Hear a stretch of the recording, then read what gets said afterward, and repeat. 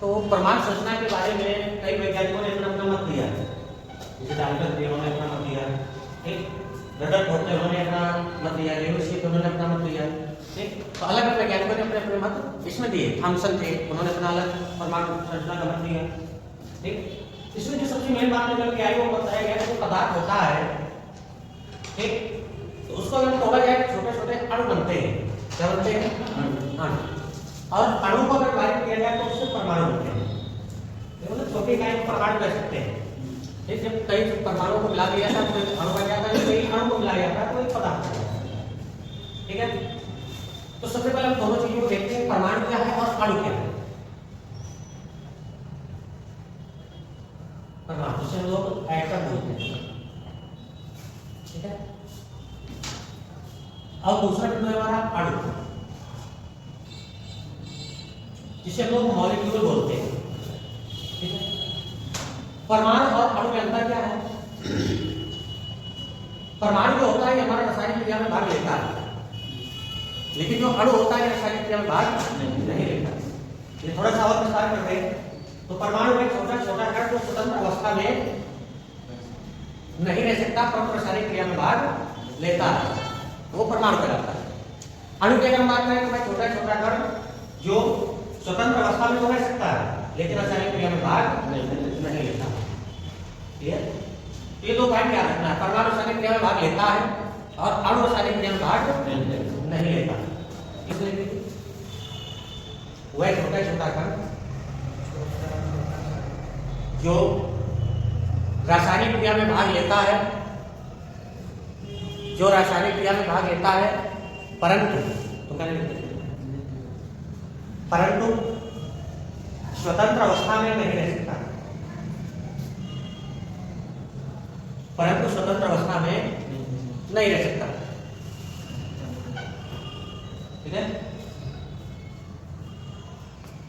एक परमाणु हम क्या करेंगे कि भाई छोटा छोटा कण जो रासायनिक क्रिया में भाग तो लेता है लेकिन स्वतंत्र अवस्था में नहीं रह सकता, वो क्या कहलाएगा? परमाणु। क्लियर? दूसरा अणु, मॉलिक्यूल। अणु को क्या कहेंगे? तो वह छोटा छोटा कण जो स्वतंत्र अवस्था में तो रह सकता है लेकिन रासायनिक क्रिया में भाग नहीं लेता।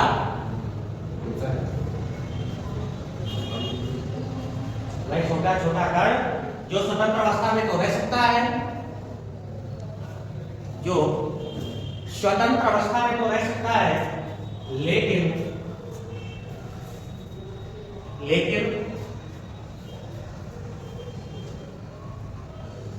रासायनिक क्रिया में भाग नहीं लेता, लेकिन रासायनिक क्रिया में भाग नहीं लेता। हो गया?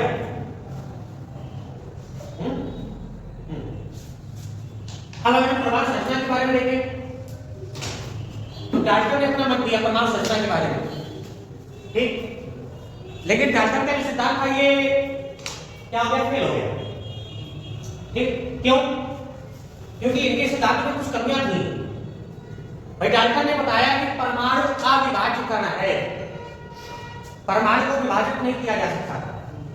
डाल्टन ने बताया एक परमाणु को विभाजित नहीं किया जा सकता, मतलब कि परमाणु होता है वो हमारा क्या है? अविभाज्य कण है।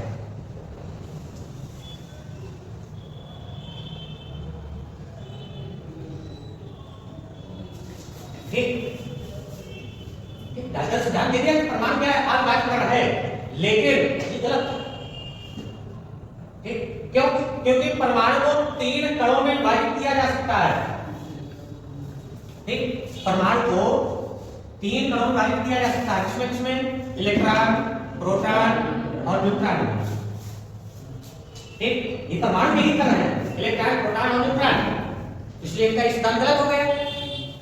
ठीक, डाल्टन ने कहा कि परमाणु अविभाज्य है लेकिन परमाणु में 3 कण हो गए, इलेक्ट्रॉन, प्रोटॉन, न्यूट्रॉन। अगर सिद्धांत के अनुसार देखा जाए तो परमाणु क्या हो गया? विभाजित हो गया। और जब परमाणु विभाजित है तो फिर अविभाज्य वाला सिद्धांत क्या हो गया? गलत हो गया। क्लियर? अब ये जो 3 कण निकल के आए, इलेक्ट्रॉन, प्रोटॉन और न्यूट्रॉन, ठीक, अगर हम इनकी खोज की बात करें तो इलेक्ट्रॉन की खोज की थी किसने? थॉमसन ने।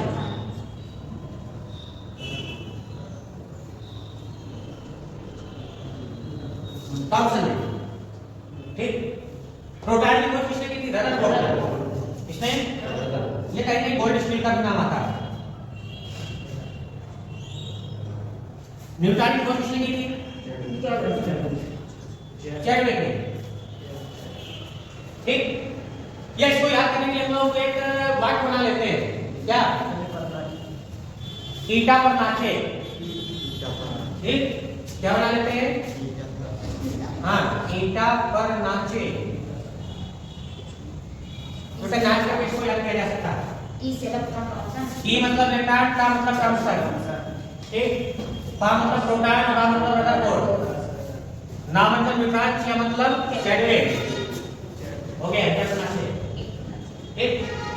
अब इसमें आवेश की बात करें तो हमारे पास केवल दो आवेश होते हैं। कौन कौन से? पहला होता है ऋण आवेश, दूसरा होता है धन आवेश। इन दो आवेशों के अलावा कोई आवेश नहीं है, ठीक है। तो दो ही आवेश होते हैं, ऋण आवेश और अब ऋण आवेश को लेंगे हमारा इलेक्ट्रॉन। ऋण आवेश कब ले गया? इलेक्ट्रॉन। धन आवेश ले गया प्रोटॉन। कौन ले गया? प्रोटॉन।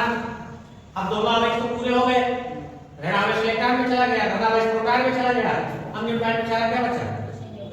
कुछ नहीं, तो उदासीन हो गया, ठीक। तो न्यूट्रॉन क्या होता है? उदासीन, कोई आवेश नहीं बचा, ठीक। ये दो ही आवेश थे। ऋण आवेश इलेक्ट्रॉन के पास चला गया, धन आवेश प्रोटॉन के पास चला गया, न्यूट्रॉन क्या है? न्यूट्रॉन, ठीक। अब न्यूट्रॉन क्या हुआ? सिंपल सी कहानी है, जिसके पास पैसा पद होता है लोग उसी के पास चले जाते हैं, ठीक। तो जो इलेक्ट्रॉन था ये भी एक मजबूत कण था, तो ऋण आवेश उसके पास चला गया। बचा धन। प्रोटॉन भी अपने आप में क्योंकि नाभिक में रहता है, ठीक। अब प्रोटॉन का द्रव्यमान भी एक महत्वपूर्ण है, ठीक। तो धन आवेश चला गया प्रोटॉन में, और न्यूट्रॉन बेचारा सिंपल साधारण व्यक्ति था, तो सिंपल साधारण रह गया बस, ठीक। तो हमें किया डाल्टन का प्रमाण सिद्धांत, डाल्टन का प्रमाण सिद्धांत।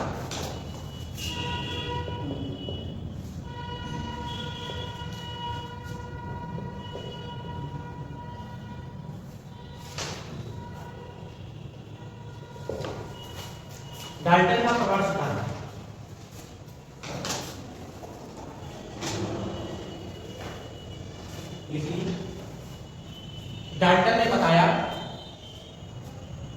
डाल्टन ने बताया कि परमाणु अविभाज्य है। डाल्टन ने बताया कि परमाणु अविभाज्य है। क्या है? अविभाज्य है। बड़ा कर दीजिए। परंतु बाद में ज्ञात हुआ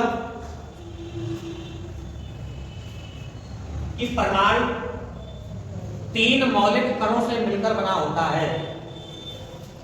परंतु बाद में ज्ञात हुआ कि परमाणु तीन मौलिक कणों से मिलकर बना होता है। तीन मौलिक कणों से मिलकर बना होता है। हो गया? Number 1 electron. इसकी खोज इलेक्ट्रॉन खोज किसने की थी? हाँ, इसकी खोज थॉमसन ने।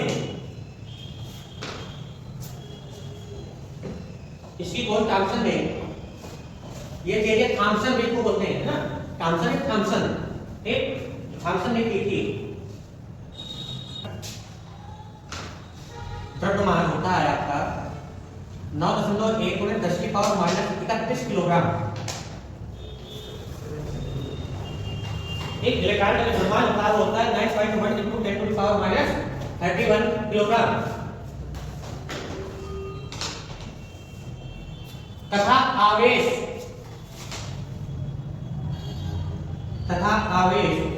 कितना होता है? 1.6 × 10⁻⁹ कूलम।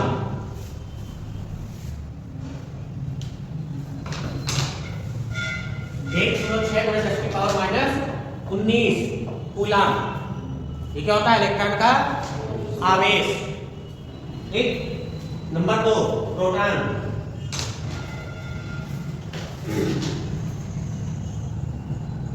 Number 2 proton. इसकी खोज रदरफोर्ड ने की थी।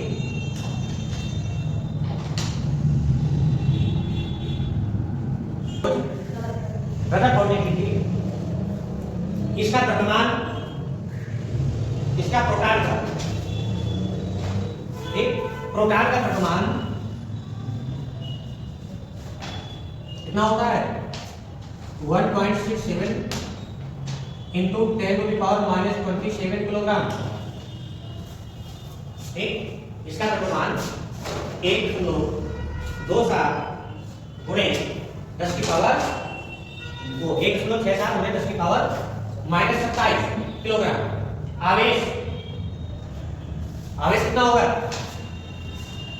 है आवेश होता है मतलब, हाँ, जितना इलेक्ट्रॉन का आवेश होता है 1.6 गुणे 10 की पावर -19 कूलाम। बस ये माइनस में होता है, ये पॉजिटिव में होता है।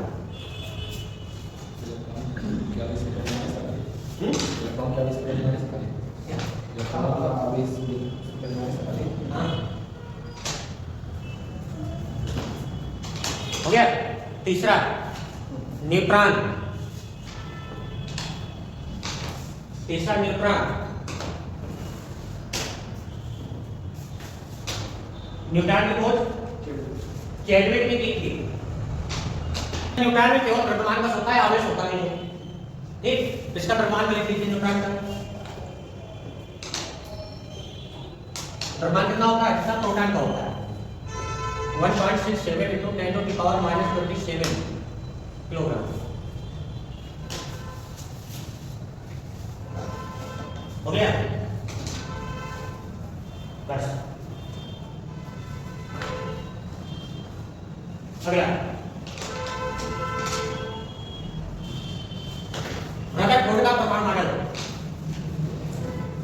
रदरफोर्ड का परमाणु मॉडल।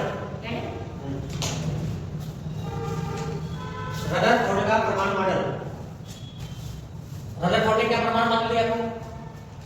इन्होंने 1911 में अपना एक प्रयोग किया, रदरफोर्ड ने, और उस प्रयोग में सिद्ध किया कि सोने की पन्नी से अल्फा कणों को गुजारा जाए तो वो विभिन्न दिशाओं में विक्षेपित हो जाते हैं। ठीक। क्या होते हैं? विभिन्न दिशाओं में विक्षेपित हो जाते हैं।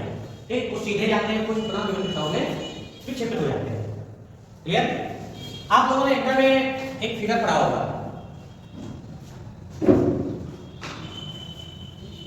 अगर यहां पर सोने की पन्नी से अगर अल्फा कणों को गुजारा जाता है तो कुछ कण जो होते हैं वो हमारे सीधे निकल जाते हैं। क्यों भाई? कुछ कण क्या होते हैं? सीधे निकल जाते हैं। ठीक। कुछ कण क्या होते हैं? विक्षेपित हो जाते हैं।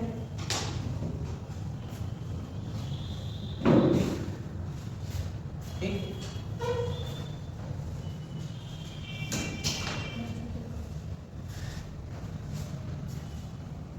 और कुछ कण क्या होते हैं? वापस हो जाते हैं। ठीक।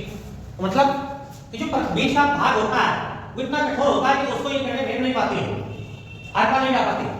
ठीक। अब उस सीधे चली जाती है, इसका मतलब क्या होता है? परमाणु का कुछ भाग रिक्त स्थान है जहां पर कोई अवरोध नहीं होता। ठीक। और वो सीधे निकल जाती है। क्लियर? तो केवल उसकी वाला लाइन बस लिख दीजिए इसमें कि इन्होंने 1911 में, रदरफोर्ड ने 1911 में अपने प्रयोगों से सिद्ध किया, अपने प्रयोगों से सिद्ध किया और बताया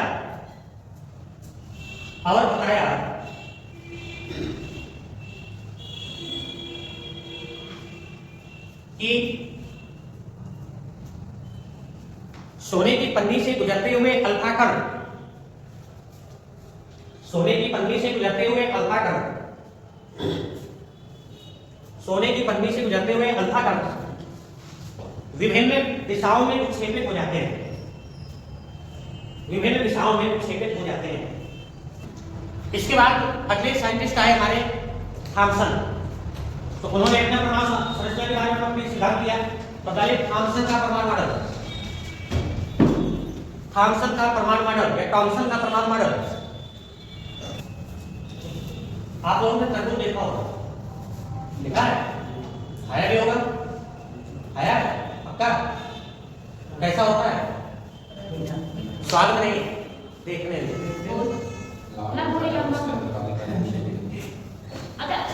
जब उसको बीच में काटे होंगे आप,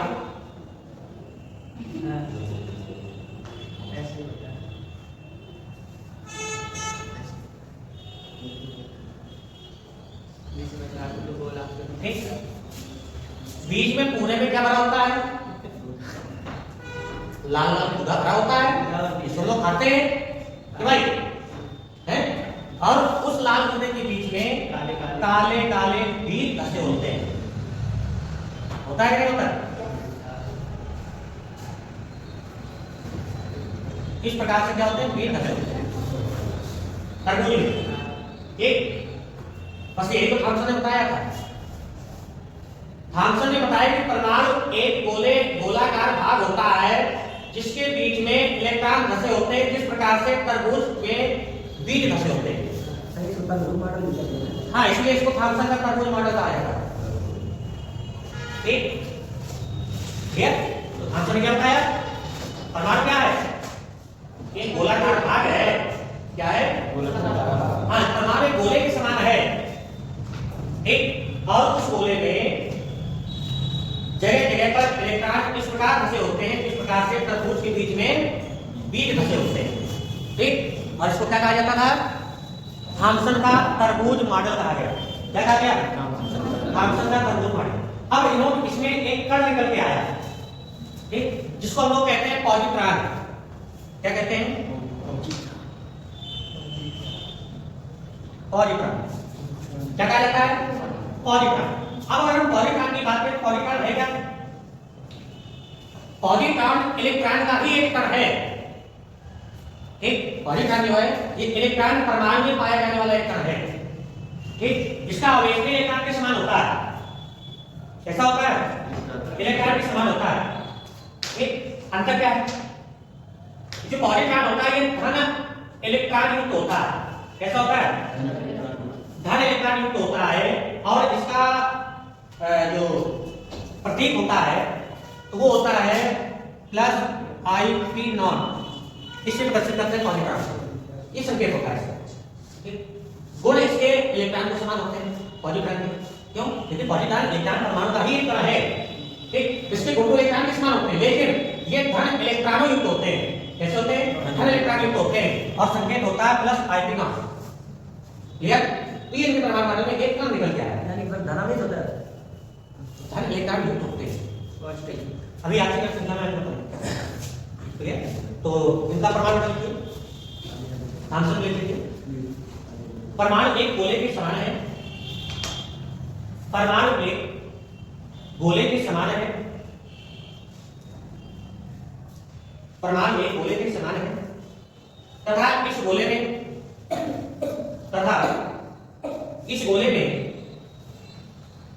जगह जगह पर इलेक्ट्रॉन धसे होते हैं। इस गोले में जगह जगह पर इलेक्ट्रॉन धसे होते हैं, जिस प्रकार से तरबूज में उसके बीज, जिस प्रकार से तरबूज में उसके बीज। ठीक, नेक्स्ट पॉइंट देखिए, पॉजिट्रॉन। पॉजिट्रॉन इलेक्ट्रॉन परमाणु का एक मौलिक कण है। पॉजिट्रॉन इलेक्ट्रॉन परमाणु का एक मौलिक कण है। पॉजिट्रॉन इलेक्ट्रॉन परमाणु का एक मौलिक कण है। ये धन आवेशित इलेक्ट्रॉन युक्त होते हैं।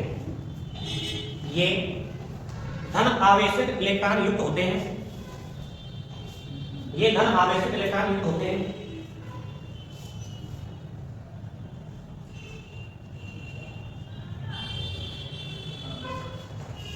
इसके गुण इलेक्ट्रॉन के समान होते हैं। इसके गुण इलेक्ट्रॉन के समान होते हैं और इसका संकेत ये लिख लीजिएगा, प्लस IP नॉट। बस अगला बोर का परमाणु मॉडल। बोर का परमाणु मॉडल नील्स बोर वैज्ञानिक है। तो देखो नील्स बोर ने बताया था कि प्रत्येक कक्षा जो होती है, अच्छा बोर और बरी ये तो वैज्ञानिक है, एक बोर और बरी इन्होंने एक परमाणु संरचना के बारे में काफी अपने विचार दिए। तो इन्होंने बताया कि जो इलेक्ट्रॉन होता है हमारा, ठीक, तो प्रत्येक इलेक्ट्रॉन में एक निश्चित ऊर्जा निहित होती है। ठीक, इन्होंने क्या बताया कि प्रत्येक इलेक्ट्रॉन में एक निश्चित ऊर्जा निहित होती है और एक विशेष कक्षा में पाए जाने वाले सभी इलेक्ट्रॉनों की ऊर्जा समान होती है। ठीक, और जब इलेक्ट्रॉन एक ऊर्जा स्तर से दूसरे ऊर्जा स्तर में कूदता है तो वह ऊर्जा का उत्सर्जन करता है। क्या करता है? ऊर्जा का उत्सर्जन करता है। बस ये बोर ने बताया। ठीक, 3 पॉइंट याद रखना है। पहला पॉइंट, इलेक्ट्रॉन में एक निश्चित ऊर्जा निहित होती है। क्लियर? दूसरा पॉइंट,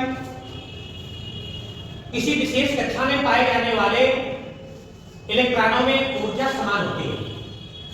ठीक, जिस कक्षा में कितने भी इलेक्ट्रॉन पाए जाएंगे तो उन सभी इलेक्ट्रॉनों की ऊर्जा क्या होगी? समान होगी।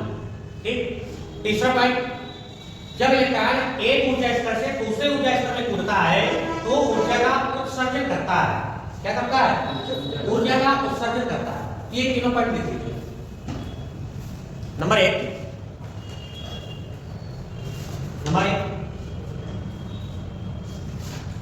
इलेक्ट्रॉन में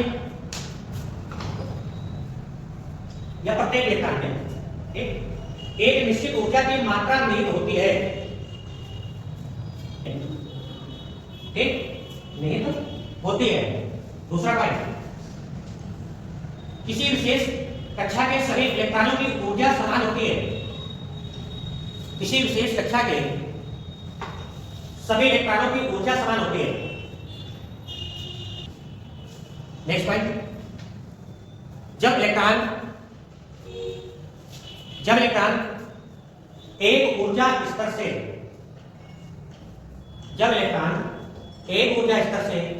दूसरी ऊर्जा स्तर पे कूदता है, जब इलेक्ट्रॉन एक ऊर्जा स्तर से दूसरे ऊर्जा स्तर में कूदता है तो ऊर्जा का उत्सर्जन करता है। कूदता है तो ऊर्जा का उत्सर्जन करता है। क्या करता है? ऊर्जा का उत्सर्जन करता है, अन्यथा नहीं करता। ठीक, अगर ये एक ऊर्जा स्तर से दूसरे ऊर्जा स्तर में नहीं कूदेगा तो इसकी ऊर्जा संचित रहती है, ऊर्जा का उत्सर्जन नहीं होगा। ठीक, इलेक्ट्रॉन से ऊर्जा का उत्सर्जन कब होता है? जब ये एक कक्षा से या एक ऊर्जा स्तर से दूसरे ऊर्जा स्तर में कूदता है। ठीक, तभी इसका क्या होता है? ऊर्जा का उत्सर्जन होता है। क्लियर?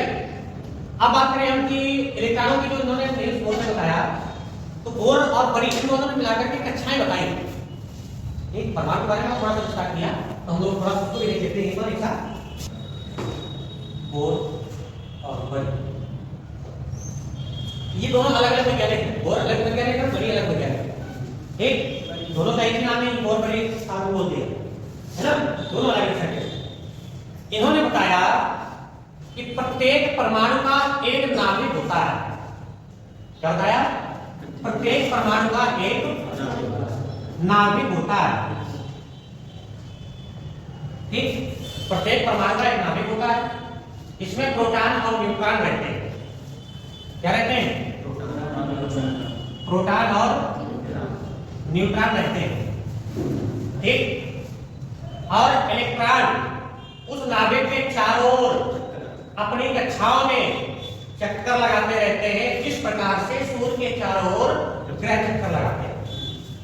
ठीक, ये बताया था कि प्रत्येक परमाणु का एक नाभिक होता है। उस नाभिक में प्रोटॉन और इलेक्ट्रॉन रहते हैं, न्यूट्रॉन रहते हैं, और इलेक्ट्रॉन उस नाभिक के चारों ओर चक्कर लगाता रहता है, जिस प्रकार सूर्य के चारों ओर ग्रह चक्कर लगाते हैं। क्लियर? अच्छा देखो, इसको हम सीधा सीधा समझ लें। नाभिक के चारों ओर चार कक्षाएं होती हैं। ये बोल रहे हैं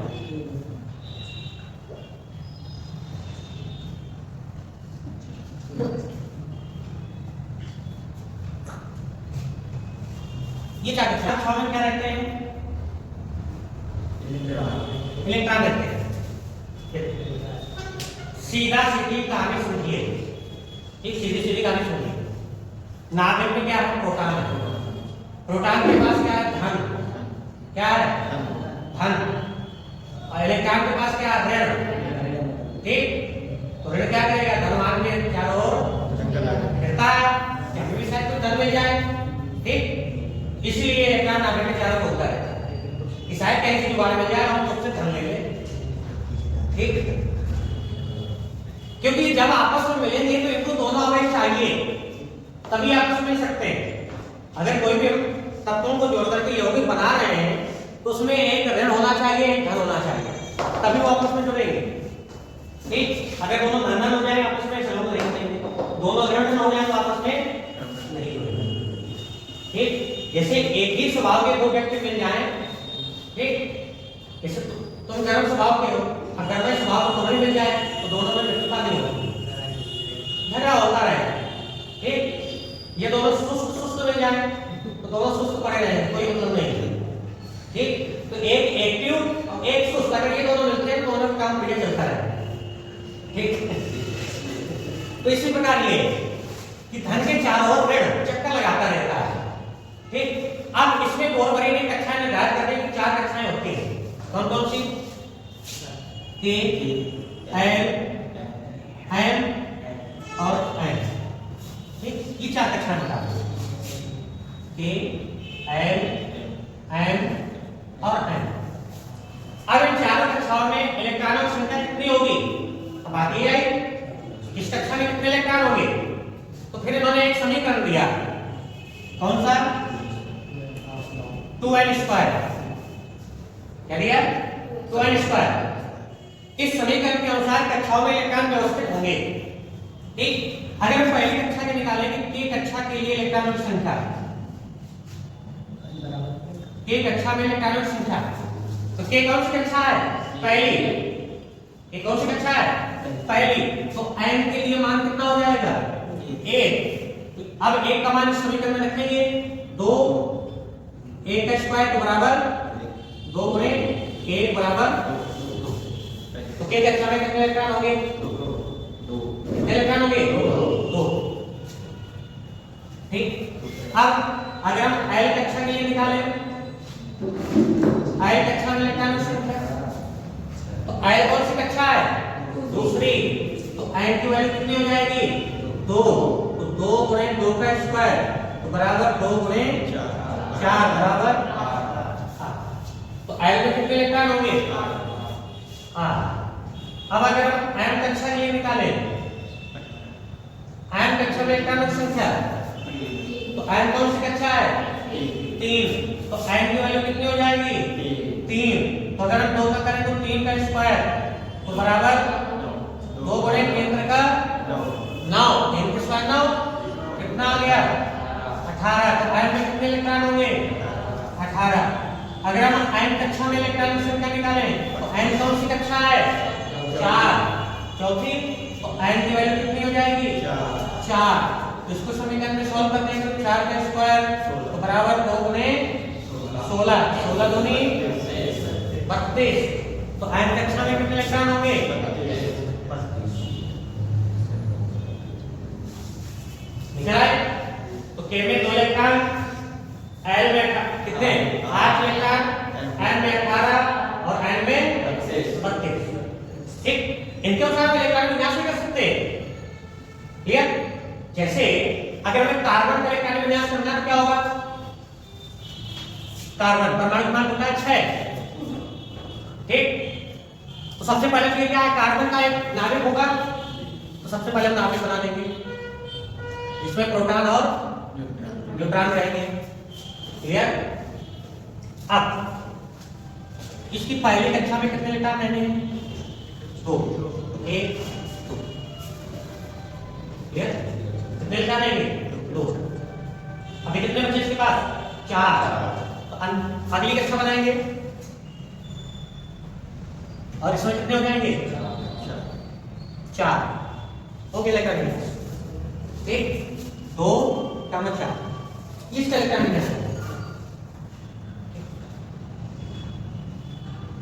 अब जो इसके कक्षा बताइए, इसमें 8 इलेक्ट्रॉन तक हो सकते हैं। कितने इलेक्ट्रॉन तक? 8। तीसरी कक्षा में 18 तक हो सकते हैं। चौथी कक्षा में 32 इलेक्ट्रॉन तक हो सकते हैं। लेकिन कुछ यौगिक तत्वों के बाद इनके नियम से इलेक्ट्रॉन विन्यास करने में कठिनता आई। तो मेरे हमारे दूसरे वैज्ञानिक आए जिनका नाम था आफ-बाउ। ठीक, उन्होंने क्या किया, कक्षाओं को सेक्शन में बांट दिया, वो कोषों में बांट दिया। जैसे अगर किसी कक्षा में विद्यार्थियों की संख्या ज्यादा हो जाती है तो उस कक्षा को सेक्शन में बांट दिया जाता है, जैसे घेरा ए, घेरा बी, घेरा सी, है ना। उसी प्रकार इन्होंने आफ-बाउ ने क्या किया, कक्षाओं को उप कक्षाओं में बांट दिया। ठीक, अगले जो हमारे वैज्ञानिक आए वो कौन थे? आफ-बाउ। ठीक, इन्होंने क्या किया, कक्षाओं को कोषों में बांट दिया और नाम दिया एस टी डी एफ। ठीक, अब जो इलेक्ट्रॉनों का क्रम था तो एस में 2 इलेक्ट्रॉन, पी में 6 इलेक्ट्रॉन, डी में 10 इलेक्ट्रॉन, एफ में 14 इलेक्ट्रॉन। 4 क्रम का होता है इसमें। ठीक, 2 4 6 4 10 4 क्रम का या ठीक, 2 से शुरू करना है, 4 क्रम का। क्लियर? अब इन्होंने कहा कि जो पहली कक्षा होगी इसमें केवल एक ही उपकोष होगा, एस। कौन सा? 1s। ठीक, दूसरी कक्षा में क्या है, दूसरी कक्षा में 2 उप कक्षाएं होंगी। कौन कौन? 2s 2p। ठीक, तीसरी कक्षा में 3 उप कक्षाएं होंगी, ये 3 उपकोष होंगे, 3s 3p 3p। चौथी कक्षा में 4 उपकोष होंगे। ठीक, 4s 4p 4d 4a। ठीक, अब क्रमशः 4 तक घटने लगेंगे। पांचवी कक्षा में 3 उपकोष, 5s 5p 5d 5d 3 उपकोष। ठीक, छठवीं कक्षा में 2, कितने? ठीक, ये कौन था? बोरबरी नियम से। अब आप बाउ के नियम से अगर हम इलेक्ट्रॉन विन्यास देखें तो 6c का क्या बनेगा?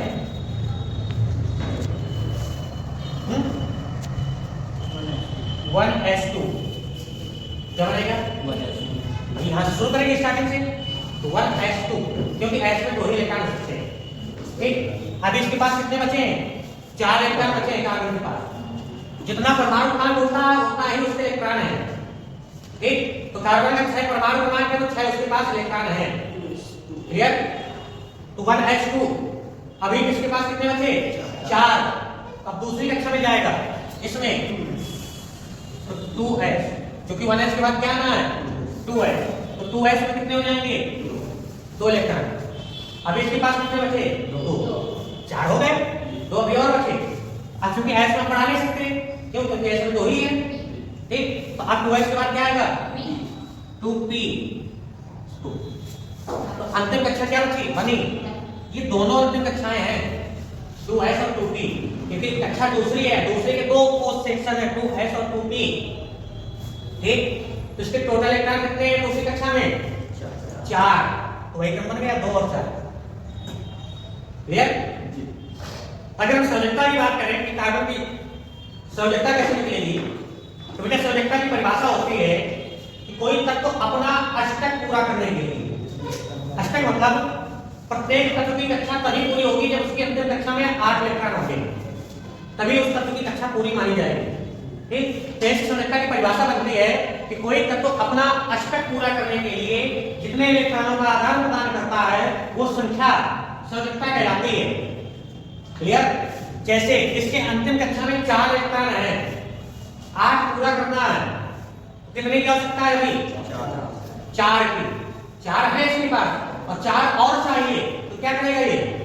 दूसरे तत्व को दे भी सकता है, क्योंकि बराबर बराबर है।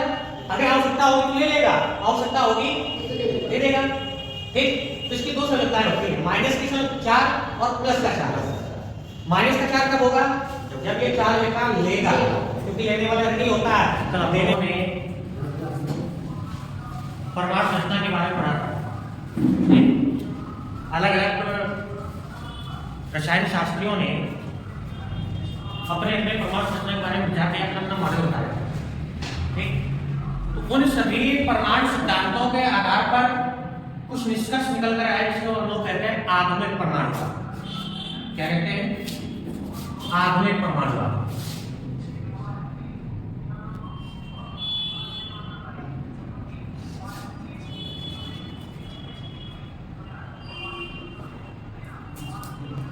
ठीक, क्योंकि डाल्टन ने जो परमाणुवाद दिया था, परमाणु सिद्धांत दिया था, ठीक, तो उनके परमाणु सिद्धांत को सुधारने के लिए कई वैज्ञानिकों ने अपना अपना क्या किया, विचार प्रस्तुत किए। ठीक, और उन विचार प्रस्तुत करने के बाद, प्रयोगों को सिद्ध करने के बाद एक निष्कर्ष निकाला, और उन निष्कर्षों को हम लोग पढ़ेंगे आधुनिक परमाणुवाद। मतलब क्या क्या उसमें सुधार किए। ठीक, जैसे डाल्टन ने बताया था कि परमाणु अविभाज्य है, मतलब परमाणु को विभाजित नहीं किया जा सकता। ठीक, तो उसमें सुधार करके बताया गया कि परमाणु क्या है, विभाज्य। क्या है? विभाज्य। क्यों? क्योंकि इसको इलेक्ट्रॉन, प्रोटॉन, न्यूट्रॉन, तीन मौलिक कणों में विभाजित किया जा सकता है। ठीक है, तो पहला पॉइंट लिख लीजिए, परमाणु विभाज्य है। क्या है? हाँ, परमाणु विभाज्य। अब डाल्टन ने बताया कि एक ही तत्व के सभी परमाणुओं के परमाणु भार समान होते हैं। ठीक, लेकिन इसको भी गलत सिद्ध किया गया। बताया गया कि ये कोई जरूरी नहीं है कि एक ही परमाणु के परमाणु भार समान हो। एक ही तत्व के परमाणुओं के परमाणु भार भिन्न भिन्न भी हो सकते हैं किसी समस्या में। हाँ, प्रोटियम, ड्यूटेरियम और ट्राइटियम, हाइड्रोजन के 3 समस्थानिक हैं, तो तत्व तो एक ही है। ठीक, तो अगर एक ही तत्व है तो उस तत्व के परमाणुओं का जो परमाणु भार वो है क्या होना चाहिए, समान होना चाहिए, लेकिन अलग अलग होता है। ठीक, हाइड्रोजन कितने समस्थानिक हैं? 3, 1H1 जिसको लोग कहते हैं प्रोटियम, 1H2 जिसको हम लोग कहते हैं ड्यूटेरियम, 1H3 जिसको हम लोग कहते हैं ट्राइटियम। परमाणु भार 1, परमाणु भार 2, परमाणु भार 3। जबकि तत्व क्या है? एक है, हाइड्रोजन। ठीक, तो परमाणु तो समान है, क्योंकि जो हाइड्रोजन इसमें परमाणु है इसमें है, वही परमाणु उसमें है, वही हाइड्रोजन परमाणु उसमें है, लेकिन परमाणु भार क्या है? अलग अलग है। ठीक, तो वही क्या मतलब है कि एक ही, ये कोई जरूरी नहीं है कि एक ही तत्व के परमाणुओं के सभी परमाणु भार समान होते हैं। ये दैनिक जीवन में संभव नहीं है। ठीक, अगर एक घर में एक माता पिता की 3 संतानें हैं तो जरूरी नहीं कि वो समान हो। ठीक है, कोई सीधा हो सकता है, कोई आलसी हो सकता है, कोई एक्टिव हो सकता है ना? ये कोई जरूरी नहीं कि एक ही समान हो। ठीक, हाँ, लेकिन एक ही तत्व के परमाणु, एक ही तत्व के सभी परमाणु, एक ही तत्व के सभी परमाणु भिन्न भिन्न परमाणु भार वाले हो सकते हैं। भिन्न भिन्न परमाणु भार वाले हो सकते हैं, मतलब एक ही तत्व के सभी परमाणु।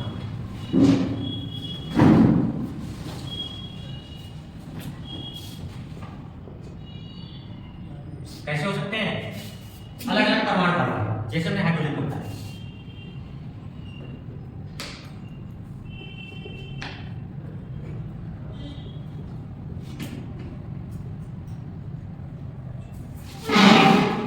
समस्थानिक इसका उदाहरण है। ठीक, स्थान तो एक है, तत्व तो एक है, परमाणु एक है, लेकिन उनके परमाणु भार अलग अलग है। क्लियर? दूसरा पॉइंट, अलग नेक्स्ट पॉइंट अगर देखें तो डाल्टन ने बताया था कि अलग अलग अगर तत्व है, ठीक, अगर हम अलग अलग तत्व लें तो अलग अलग तत्वों के परमाणुओं के परमाणु भार भी अलग अलग होंगे। ठीक, तो यहाँ भी इनका नियम गलत हो गया। यहाँ भी सिद्ध किया गया कि अलग अलग तत्वों के परमाणुओं के परमाणु भार समान हो सकते हैं। जैसे संभारे, पोटेशियम, आर्गन, पोटेशियम और कैल्शियम, ये क्या हमारे संभारे हैं। ठीक, आर्गन 40, पोटेशियम 40, कैल्शियम। ठीक, परमाणु क्रमांक संख्या अलग अलग है, तत्व अलग अलग है, लेकिन परमाणु भार समान है। ठीक, जैसे दैनिक जीवन को उदाहरण ले लें तो आपके घरों में या आस पड़ोस में चर्चा होती है कि हाँ इनका लड़का फलाने का लड़का, दोनों गुणों में समान है, दोनों के गुण मिलते जुलते हैं, है ना, जबकि संतानें अलग अलग प्रकार की है। ठीक, लेकिन फिर भी समता हो जाती है, क्या ये दोनों के गुण समान है, मिलते जुलते हैं। ठीक, वो क्या होता है, संभारे, वही डाल्टन के प्रयोग से सिद्ध हुआ। ठीक, संभारे के तत्वों को देखा गया तो वही डाल्टन का जो नियम था उसको गलत करके ये आदमी में परिवर्तन करके बताया गया कि भिन्न भिन्न तत्वों के सभी परमाणु भार में समान हो सकते हैं। ठीक, लिख लीजिए, भिन्न भिन्न तत्वों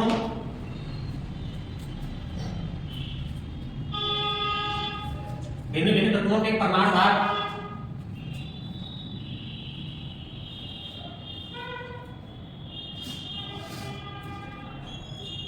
भिन्न-भिन्न तत्वों के परमाणु भार समान हो सकते हैं।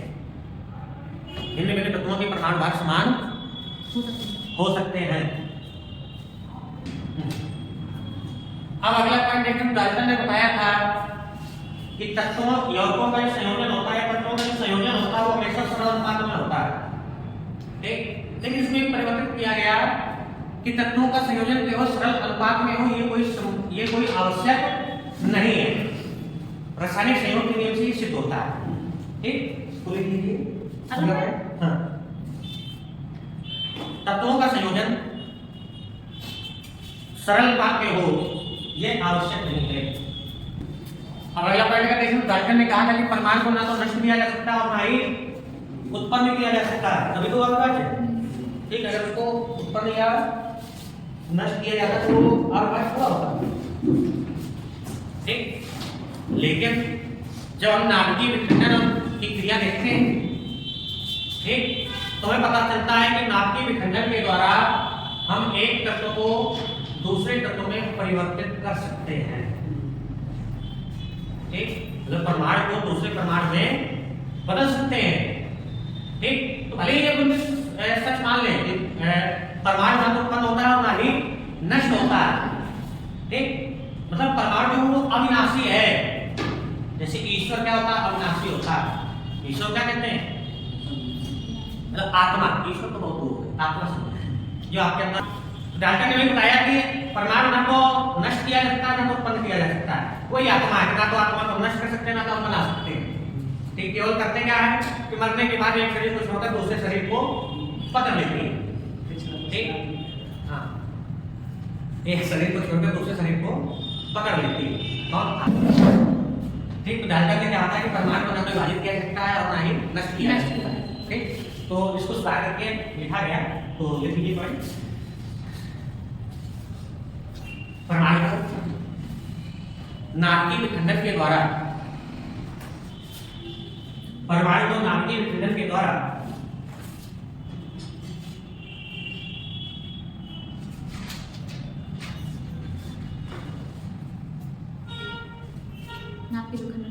दूसरे तत्वों के परमाणुओं में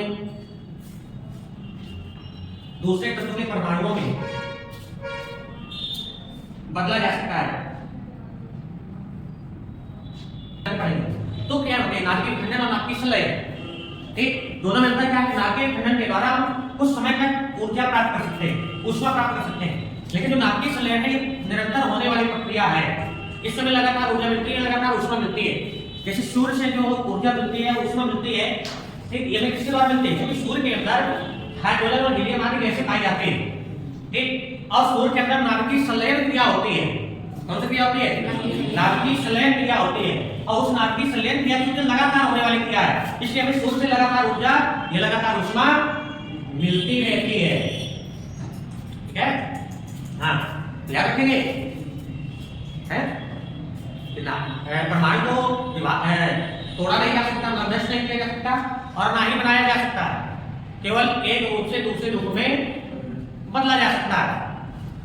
सब जो है तो अगर हम बोले तो बहुत बड़ा लगेगा, क्योंकि हमारा इतिहास कहता है, चुड़ैल शब्द है, ठीक, जैसे फ्रांस की क्रांति, उस समय फ्रांस के राजा थे लुई 14वें, ठीक, फ्रांस की क्रांति की कहानी उस समय राजा थे लुई 14वें, ठीक, जिस समय हमारे यहाँ फ्रांसीसी कंपनी भारत आई, ठीक, इसके बाद वहाँ के राजा बने लुई 16वें, ठीक, तो उस समय फ्रांस की क्रांति एक व्यापक रूप ले चुकी थी, लोग सड़कों पर उतर आए, ठीक, और लुई 16वां जो राजा था वो इतना आलसी सुस्त प्राणी था, गलीज प्राणी था कि वो केवल अपने महलों में ही लिप्त रहता था, ठीक, शोरा सुंदरियों में व्यस्त रहता, ठीक, तो फ्रांस की जो महिलाएं थी वो सारी इकट्ठा हुई, ठीक, अब महिलाओं का क्या क्या होता है, बेलन,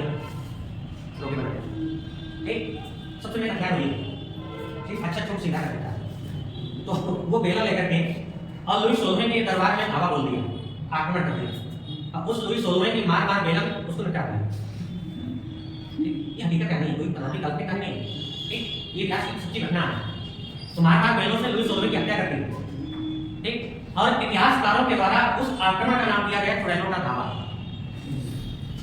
ठीक, जो महिलाओं ने बेलन के द्वारा लुई 16वें की हत्या की थी उस घटना का नाम दिया गया चुड़ैलों का धावा, ठीक, तो हमने कहते इतिहास वाला कहता है चुड़ैल शब्द है, समझे, हाँ, रासायनिक अभिक्रिया,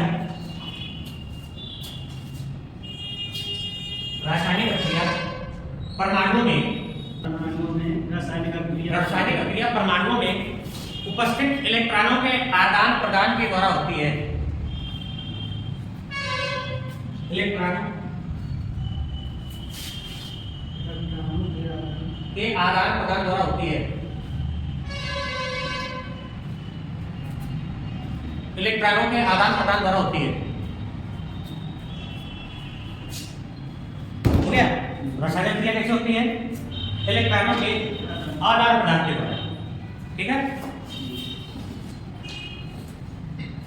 चलिए ये हो गया हमारा आधुनिक परमाणु हुआ, ठीक, जो आधुनिक वर्तमान समय में परमाणु के बारे में जो अपने कल्पना संरचना उसके बारे में प्रस्तुत की गई, ठीक, परमाणु सिद्धांत प्रस्तुत किया गया वो हमारा ये, ठीक, ये बिंदुओं को भी लिखा, ठीक है, अब हम लोग देख लेते हैं आयन क्या होते हैं, आयन, आयन क्या होते हैं, दो प्रकार के होते हैं, आयन होते क्या है, विद्युत आवेश युक्त परमाणुओं के समूह को आयन कहते हैं, ठीक, विद्युत आवेश होता है तो विद्युत आवेश युक्त परमाणुओं के समूह को आयन कहा जाता है, ठीक, आयन दो प्रकार के, धनायन और ऋणायन, ठीक, जिन परमाणुओं में धन आवेश होता है वो धनायन कहलाते हैं, ठीक, जैसे प्रोटॉन, जैसे प्रोटॉन, ठीक, ये तत्वों की बात है, जैसे सोडियम, मैग्नीशियम, ये सब क्या है, धनायन है, क्या है, धनायन है, ठीक, ऋणायन की बात करें जिन परमाणु में ऋण आवेश होता है ऋणायन कहलाते हैं, ठीक, जैसे इलेक्ट्रॉन, ठीक, तत्वों की बात करें तो जैसे सल्फेट, SO4, ये क्या होता है, ऋणायन होता है, क्लियर, ये सब क्या है, क्लोरीन ऋणायन होता है, ठीक है, ये तो बात हो गई हमारी है कि ऋणायन, ठीक, ये दो ही आयन होते हैं, बस इन दोनों को नोट कर लीजिए, परमाणु क्रमांक किसे कहते हैं, किसी तत्व के परमाणु के नाभिक में उपस्थित प्रोटॉनों की संख्या उस तत्व की परमाणु क्रमांक कहलाती है, ठीक, कोई भी तत्व है उस तत्व के परमाणु में जो नाभिक है उस नाभिक में कितने प्रोटॉन उपस्थित हैं, ठीक, वही प्रोटॉनों की संख्या कहलाएगी परमाणु क्रमांक, क्या कहलाएगी, परमाणु क्रमांक, जैसे नाइट्रोजन, ठीक, नाइट्रोजन के नाभिक में कितने प्रोटॉन होते हैं, 7, कितने प्रोटॉन होते हैं, तो नाइट्रोजन का परमाणु क्रमांक 7, ठीक, लिख लीजिए, किसी तत्व के परमाणु के नाभिक में, किसी तत्व के परमाणु के नाभिक में उपस्थित प्रोटॉनों की संख्या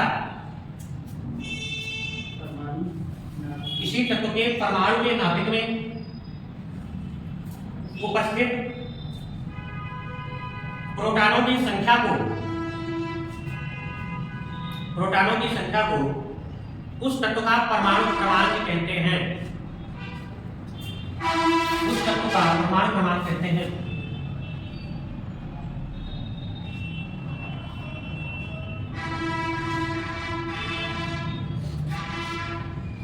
हो गया। अब देखो प्रोटॉन की संख्या किसके किसके बराबर में होती है? परमाणु क्रमांक को डिनोट करते हैं जेड से। किससे? जेड से। तो जेड बराबर पी यानी प्रोटॉनों की संख्या, और जितने प्रोटॉन होंगे उतने ही उसमें इलेक्ट्रॉन होंगे, तो बराबर ई। जेड बराबर पी बराबर ई, ये तीनों संख्या एक होती है, मतलब बराबर होती है। ठीक, मतलब जितने प्रोटॉन होंगे उतना ही उसका परमाणु क्रमांक होगा और उतने ही उस परमाणु में इलेक्ट्रॉन होंगे। ठीक, हाँ, तो जेड बराबर पी बराबर ई। दूसरे में डालिए द्रव्यमान संख्या अर्थात परमाणु भार। क्या कहते हैं इसको? परमाणु भार या मास नंबर, एटॉमिक मास। द्रव्यमान संख्या या परमाणु भार, ठीक है। तो किसी तत्व का जो परमाणु भार होता है वो किसके बराबर होता है? प्रोटॉन में वो नाभिक में उपस्थित प्रोटॉन और न्यूट्रॉन की कुल संख्या के बराबर। इसके बराबर किसी तत्व का परमाणु भार उस तत्व के परमाणु के नाभिक में उपस्थित उस तत्व के परमाणु के नाभिक में उपस्थित उस तत्व के परमाणु के नाभिक में उपस्थित उस तत्व के परमाणु के नाभिक में उपस्थित प्रोटॉनों व न्यूट्रॉनों की कुल संख्या के बराबर होता है। प्रोटॉनों व न्यूट्रॉनों की कुल संख्या के बराबर होता है। अभी फार्मूला क्या होता है? द्रव्यमान संख्या या परमाणु भार कहते हैं ए। ठीक, कैसे लिखा होता है? ए बराबर जेड प्लस एन, ये फार्मूला होता है। ए बराबर जेड प्लस एन, और जेड बराबर क्या है? पी यानी प्रोटॉन। ठीक, तो प्रोटॉन प्लस न्यूट्रॉन इन दोनों की संख्या। ठीक, फार्मूला बन जाता है ए बराबर जेड प्लस एन। प्लस हम अगर किसी दो की संख्या में पता है तो किसी की संख्या में निकाल सकते हैं। ठीक, जैसे हम कहते हैं कि किसी तत्व के परमाणु के नाभिक में 6 प्रोटॉन हैं। ठीक, किसी तत्व के नाभिक में 6 प्रोटॉन हैं और उस तत्व का परमाणु भार 12 है। ठीक, तो उस तत्व के नाभिक में न्यूट्रॉनों की संख्या कितनी होगी? ठीक है, तो हम लोग फार्मूला लगा लेंगे। फार्मूला क्या होता है? ए बराबर जेड प्लस एन, जिसमें में ए पता है और जेड पता है, क्योंकि पी बराबर क्या होता है? जेड। ठीक, अगर पी 6 है तो जेड भी कितना होगा? 6, और इलेक्ट्रॉन कितने होंगे? 6। ठीक, तो जेड पता है, एन निकालना है।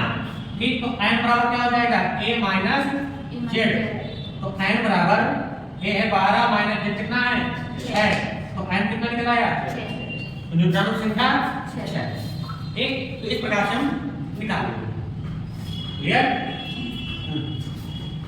नेक्स्ट है समस्थानिक।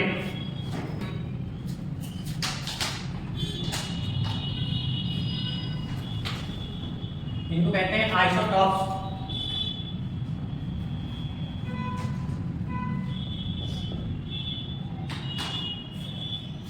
समस्थानिक या आइसोटॉप्स।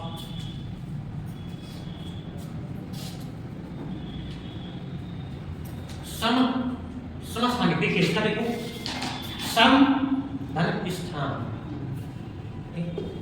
सम धन स्थान मतलब स्थान तो समान होता है, ठीक, लेकिन परमाणु भार अलग अलग। क्लियर? स्थान मतलब परमाणु क्रमांक। ठीक, तो वे तत्व जिनका परमाणु क्रमांक तो समान होता है लेकिन परमाणु भार भिन्न भिन्न होता है, समस्थानिक कहलाते हैं। क्लियर? आगे बात समझे? हाँ, तो 2 पॉइंट आपको याद रखना है। कौन कौन? एक याद रखना है आपका परमाणु क्रमांक, अब दूसरा पॉइंट है आपका परमाणु भार। ठीक, तो परमाणु क्रमांक कैसा होता है? समान। समस्थानिकों में परमाणु क्रमांक कैसा होता है? समान। और परमाणु भार कैसा होता है? भिन्न भिन्न, यानी अलग अलग। ठीक, तो मैं अभी लिखा परमाणु क्रमांक तो समान होता है, परंतु परमाणु भार भिन्न भिन्न होते हैं, समस्थानिक कहलाते हैं। जैसे अगर हम एग्जांपल की बात करें, 1H1 हाइड्रोजन के 3 समस्थानिक होते हैं। ठीक, 1H2 और 1H3। इसको कहते हैं प्रोटियम, क्या कहते हैं? इसको कहते हैं ड्यूटेरियम, इसको कहते हैं ट्राइटियम। ठीक, तो इनके देखो परमाणु क्रमांक समान है, 1 1 1, परमाणु भार अलग है, 1 2 3। अंकों में आप प्रोटॉन, इलेक्ट्रॉन और न्यूट्रॉन की संख्या ज्ञात करिए। 1H1 में, 1H2 में, 1H3, प्रोटियम, ड्यूटेरियम और ट्राइटियम। ठीक, इन तीनों समस्थानिकों में प्रोटॉन कितने होंगे, इलेक्ट्रॉन कितने होंगे, न्यूट्रॉन कितने होंगे? क्या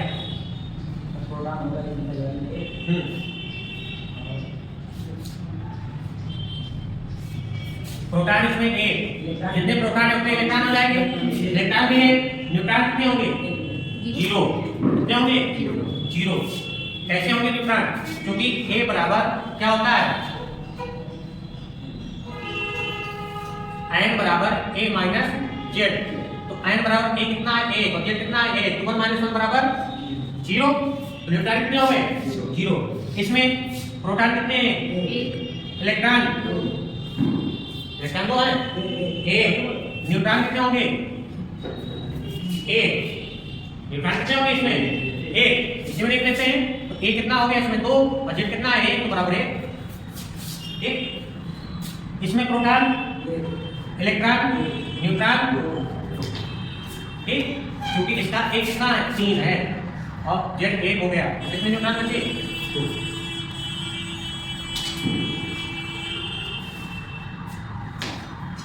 हो गया। अब रसायन में समस्थानिकों का प्रयोग कहाँ होता है, कहाँ किया जाता है? ठीक, लिख लीजिए समस्थानिकों के अनुप्रयोग। समस्थानिकों के अनुप्रयोग।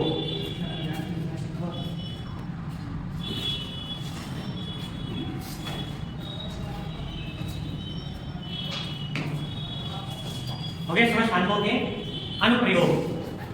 तो देखो बेटा, यूरेनियम का जो एक समस्थानिक होता है, ठीक, तो यूरेनियम के एक समस्थानिक का प्रयोग हम परमाणु भट्टी में ईंधन के रूप में करते हैं। इसी रूप में दोबारा बात करेंगे। यूरेनियम के एक समस्थानिक का प्रयोग, यूरेनियम के एक समस्थानिक का प्रयोग परमाणु भट्टी में ईंधन के रूप में किया जाता है।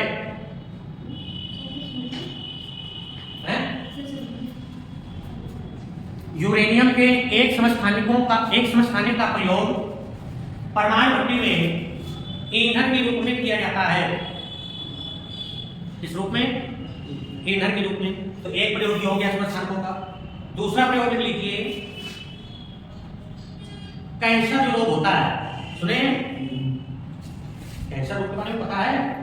हाँ, कैंसर जो रोग होता है, तो कैंसर के रोग के उपचार में कोबाल्ट के समस्थानिकों का प्रयोग किया जाता है। ठीक, तो लिख लीजिए कैंसर रोग के उपचार में कोबाल्ट के समस्थानिकों का प्रयोग करते हैं। कोबाल्ट के समस्थानिकों का प्रयोग करते हैं।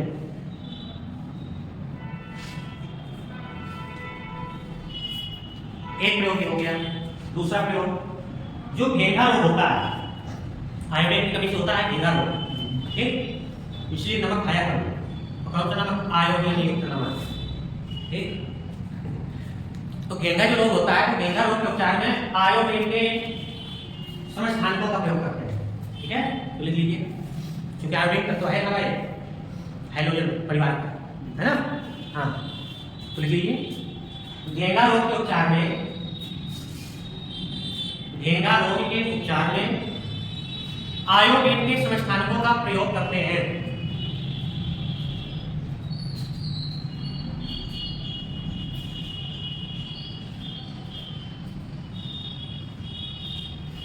आयोडीन के समस्थानिकों का प्रयोग करते हैं। बस ये हो गया इसके क्या अनुप्रयोग। अब देखिए संभारित संभारित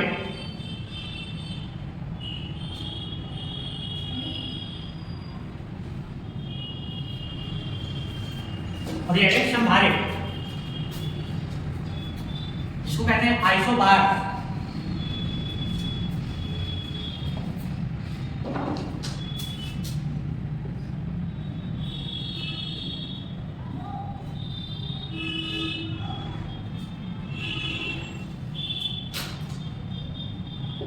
संभारित आइसोबार, इन्हीं दोनों बिंदुओं पर ये आधारित है।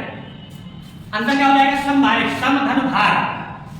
ठीक, सम धन भार मतलब इनका भार समान होता है परंतु स्थान अलग अलग होता है।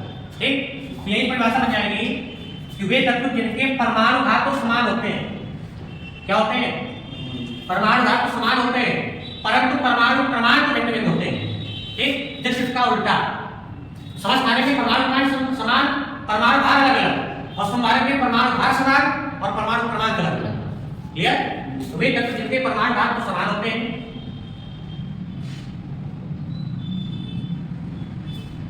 वे तत्व जिनके परमाणु भार तो समान होते हैं परंतु परमाणु क्रमांक भिन्न भिन्न होते हैं। ठीक है, जैसे एग्जाम्पल अगर देखें तो नाइट्रोजन और कार्बन, ये हमारा संभारित होता है। क्या है? संभारित। ठीक है, आर्गन, पोटेशियम और कैल्शियम, ये क्या है? संभारित। क्यों? क्योंकि इनके परमाणु क्रमांक अलग अलग है। ठीक, लेकिन परमाणु भार क्या है? समान है। इसके परमाणु क्रमांक अलग अलग परंतु परमाणु भार समान। क्लियर? ये हो गया आपका संभारित।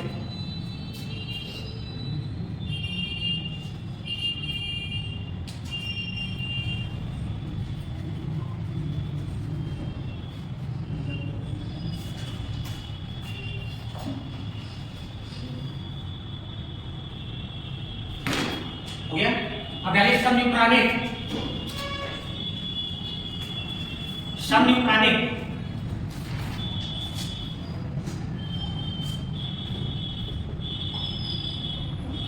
इसको कहते हैं आइसोटोन्स। क्या कहा जाता है? एक तो जिनके न्यूट्रॉन समान होते हैं। क्लियर? आगे बात समझे? जिनका परमाणु क्रमांक और परमाणु भार अलग अलग हो परंतु उसमें न्यूट्रॉनों की संख्या समान हो। क्लियर? तो जो नाम है बस उसी के अनुसार देखना। समस्थानिक में परमाणु क्रमांक समान होना चाहिए, नहीं परमाणु भार अलग अलग हो। संभारित में परमाणु भार समान होना चाहिए, परमाणु क्रमांक अलग अलग हो। समन्यूट्रॉनिक में न्यूट्रॉन समान होना चाहिए, परमाणु क्रमांक और परमाणु भार भले ही अलग अलग हो। क्लियर? एक लाइन है जिसमें न्यूट्रॉनों की संख्या समान होती है, इसमें न्यूट्रॉनों की संख्या समान होती है। एग्जाम्पल जैसे 6C14 carbon, 7N15 nitrogen. Clear? इसमें अगर हम देखें प्रोटॉन, इलेक्ट्रॉन और न्यूट्रॉन, ये तीनों। ठीक, तो पहले कार्बन में अगर देखें 6C14, इसमें प्रोटॉन कितने होंगे? 6। प्रोटॉन कितने होंगे? 6। इलेक्ट्रॉन कितने होंगे? 6। न्यूट्रॉन कितने होंगे? n बराबर a माइनस z। इसे निकाल लीजिए न्यूट्रॉन। ठीक, अगला क्या होता है? n बराबर a माइनस z। ठीक, तो a कितना है इसका? 14 है। z कितना है? 6। 14 में 6 के कितने बचे? 8। तो न्यूट्रॉनों की संख्या कितनी आ गई? 8। क्लियर? नाइट्रोजन में न्यूट्रॉनों की संख्या देखें तो 7N15। ठीक, तो इसमें प्रोटॉन कितने हैं? 7। दोनों के प्रोटॉन अलग अलग हो गए। इसके 6, इसके मतलब परमाणु क्रमांक दोनों का अलग अलग हो गया। क्लियर? इलेक्ट्रॉन कितने होंगे? 7। न्यूट्रॉन कितने होंगे? तो ए कितना है इसका? 15 और जेड कितना है? 4। कितने बचेंगे? 8। देखो दोनों के न्यूट्रॉन क्या है? बराबर है, समान है। ठीक, ये क्या हो गया? समन्यूट्रॉनिक। क्या हो गया? समन्युग्रानिक या आइसो तो जिसके न्यूट्रॉन समान होते हैं। हाँ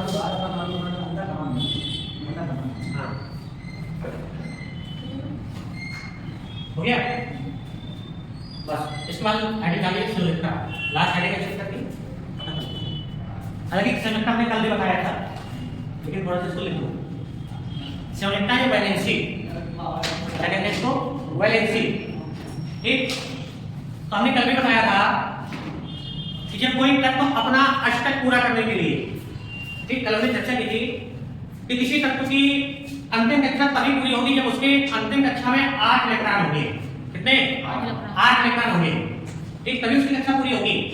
तो अपने 8 इलेक्ट्रॉन पूरा करने के लिए वो तत्व जितने इलेक्ट्रॉनों का लेन देन करता है, आदान प्रदान करता है, वो संख्या ही कहलाती है संयुक्ता। ठीक, तो लिखिए कोई तत्व अपना अष्टक पूरा करने के लिए, कोई तत्व अपना अष्टक पूरा करने के लिए, कोई तत्व अपना अष्टक पूरा करने के लिए जितने इलेक्ट्रॉनों का आदान प्रदान करता है, जितने इलेक्ट्रॉनों का आदान प्रदान करता है वह संख्या संयुक्ता कहलाती है, यह वैलेंसी कहलाती है। वह संख्या संयुक्ता कहलाती है, वैलेंसी कहलाती है। ठीक है, जैसे एग्जांपल देख लीजिए, अगर हमें ऑक्सीजन की संयुक्ता निकालनी है, परमाणु क्रमांक होता है 8। ठीक है, तो हमने कल आप का नियम बताया था, उसी के अनुसार निकाल देंगे 1H2। ठीक, 1H2 के बाद क्या आएगा? 2H2, इसके बाद 2P। तो 2 इलेक्ट्रॉन इसमें हो गए, 2 इलेक्ट्रॉन इसमें हो गए, इसमें कितने बचेंगे? 4 हो गए, 4 ही और बचे, इसमें कितने आ जाएंगे? 4। तो अंतिम कक्षा हमारी ये है पूरी। ठीक, तो अंतिम कक्षा में टोटल इलेक्ट्रॉन कितने हैं? 8। इस कक्षा में टोटल इलेक्ट्रॉन कितने हैं? 6। 4 तो 6 है, लेकिन 8 पूरा करना है। ठीक, कैसे पूरे होंगे? इसके पास 6 है, 2 की जरूरत है। जैसे आपके पास 6 रुपए है, इनके पास 2 रुपए है, 8 रुपए पूरा करना, क्या करेंगे आप? तो लेंगे। और लेने वाला क्या होता है? ऋणी। ये 2 ले गया इलेक्ट्रॉन, उसकी संयुक्ता कितने ले रहा है? 2 ले रहा है। और क्या कर रहा ले रहा? लेने वाला ऋणी, तो संयुक्ता हो जाएगी -2। क्लियर? अगर हम नियम की संयुक्ता देखें, परमाणु क्रमांक 10, तो इसका इलेक्ट्रॉन विन्यास क्या होगा?